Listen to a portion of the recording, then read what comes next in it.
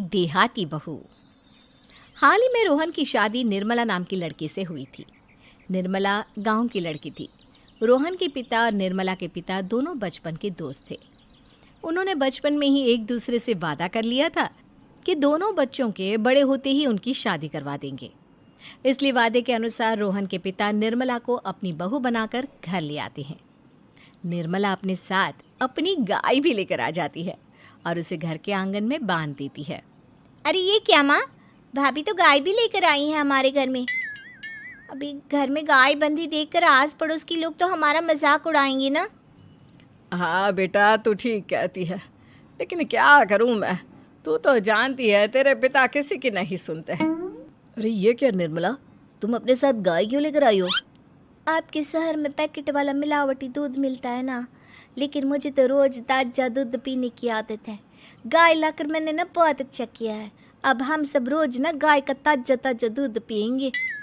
अरे ये सब तो ठीक है, लेकिन तुम ध्यान रखना कि तुम्हारी गाय की वजह से आस पड़ोस के लोगों को कोई तकलीफ ना हो। हाँ हाँ, मैं सब देख लूँगी, आप चिंता ना करें। कुछ दिन बीत जाते हैं। फिर एक दिन, चल बहू, आज हमें बाजार से सब्जी खरीदने जाना है। उसके बाद सुनीता निर्मला को बाजार में ले जाती है।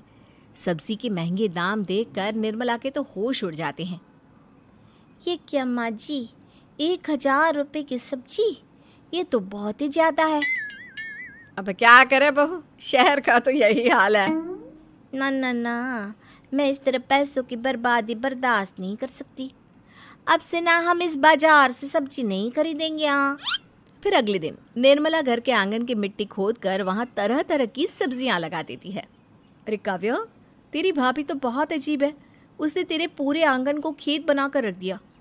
मेरी समझ में नहीं आता तुम लोग इस लड़की को कहाँ से पकड़ कर लाए हो। अरे सब मेरे पिताजी का किया धरा है। सालों पहले अपने दोस्त से किए वादे के चलते उन्होंने उस गवार को हमारे गले बांध दिया। अरे तेरी भाभी सच में एक नंबर की गंवार है। उसे तो ढंग के कपड़े पहनने तक नहीं आते, ऊपर से उसने तेरे घर को गांव का तबेला बनाकर रख दिया है। उन औरतों की बातें सुनकर काव्या को बहुत बुरा लगता है। फिर वो अपने भाई रोहन से इस बात की शिकायत करने लगती है। रोहन निर्मला को समझाने की बहुत कोशिश करता है, लेकिन निर्मला के आगे उसकी एक नहीं चलती। फिर एक दिन रोहन निर्मला को एक शादी में ले जाता है। सभी मेहमान खाना खाने में व्यस्त थे। उधर रोहन भी अपने दोस्तों से गप्पे लड़ाने लगता है। तभी निर्मला तंदूरी चिकन के स्टॉल से ढेर सारे लेग पीस उठाकर अपने पर्स में डालना शुरू कर देती है। घर जाने के बाद इसे फ्रिज में रख दूंगी और कल सुबह मैं चीज़ सिखाऊंगी। फिर खाना खाने के बाद दोनों पति पत्नी वहाँ से जाने लगते हैं, लेकिन तभी दुल्हन का भाई उन्हें रोक लेता है। अरे ये सब क्या है? मैंने यहाँ खाना खाने के लिए सबको बुलाया था, खाना चोरी करने के लिए नहीं। तुमने पर्स में जो चिकन के लेग पीस छुपा रखे ना, चलो बाहर निकालो उन्हें। दुल्हन का भाई फौरन निर्मला से पर्स छीनकर सारे लेग पीस बाहर निकाल लेता है। मैंने इतना खर्चा करके खाने पीने का इंतज़ाम किया है और तुम हो कि यहाँ से खाना चोरी करके ले जा रही हो। शर्म आनी चाहिए तुम्हें। वहाँ मौजूद सभी लोग निर्मला को भला बुरा कहने लगते हैं। अपनी बेइज्जती होते देख रोहन दुल्हन के भाई से माफ़ी मांगकर निर्मला को घर ले आता है। निर्मला, आज तुमने सबके सामने मेरी नाक कटवा दी। आखिर तुम्हें चिकन के पीस चुराने की ज़रूरत क्या थी? मुझे माफ़ कर दीजिए रोहन जी। दरअसल ना, हमारे गांव में जब भी शादी होती थी तब मैं और मेरी सहेलियाँ इसी तरह शादी से ढेर सारा खाना लेकर आते थे। मुझे नहीं पता था कि मेरी इस गलती से आपकी इतनी बेइज्जती हो जाएगी। मुझे माफ़ कर दीजिए, आज के बाद ऐसी गलती कभी ना करेंगे। इतना कहकर निर्मला रोने लगती है। निर्मला को रोते देख रोहन का दिल पिघल जाता है और उसे माफ़ करके गले लगा लेता है। इस तरह कुछ दिन बीत जाते हैं। फिर एक दिन रोहन उदास होकर घर लौटता है। रोहन के कपड़े बुरी तरह फटे हुए थे। अरे बेटा, ये सब क्या है? किसी के साथ मारा पीटी हो गई है क्या? नहीं माँ, आज हमारी ज़िंदगी का सबसे बुरा दिन है।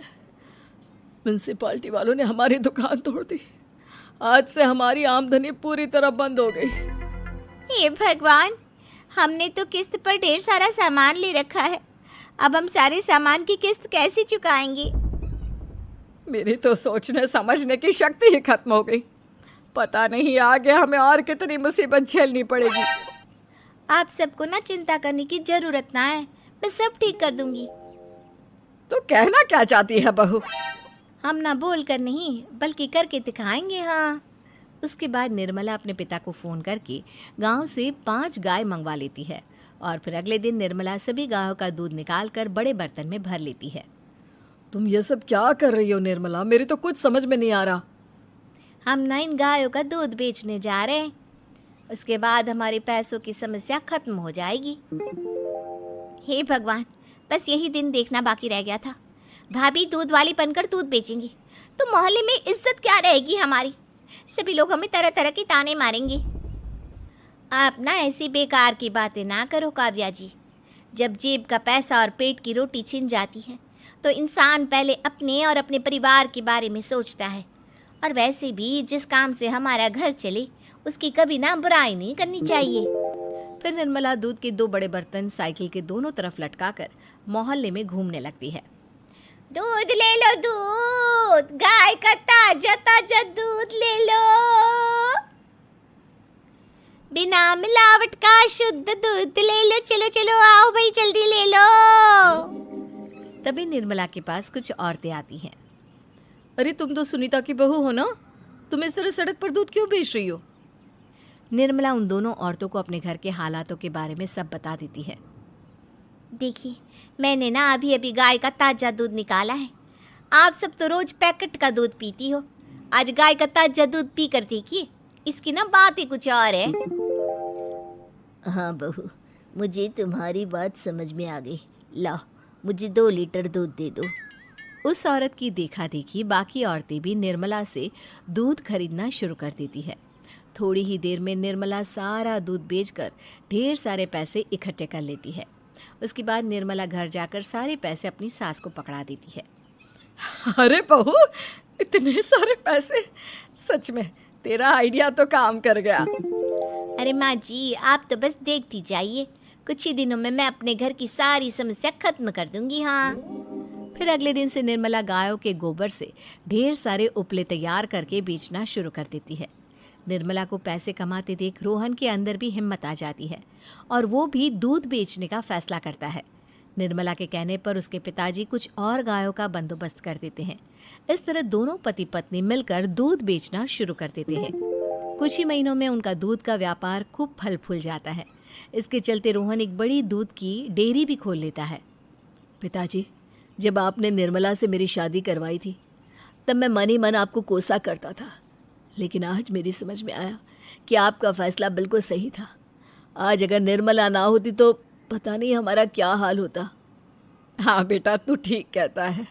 हमारी बहू ने तो हमें उजड़ने से बचा लिया। भगवान ऐसी बहू सबको दे। इस तरह निर्मला की समझदारी के चलते सब कुछ ठीक हो जाता है और वो सभी हंसी खुशी अपना जीवन जीने लगते हैं।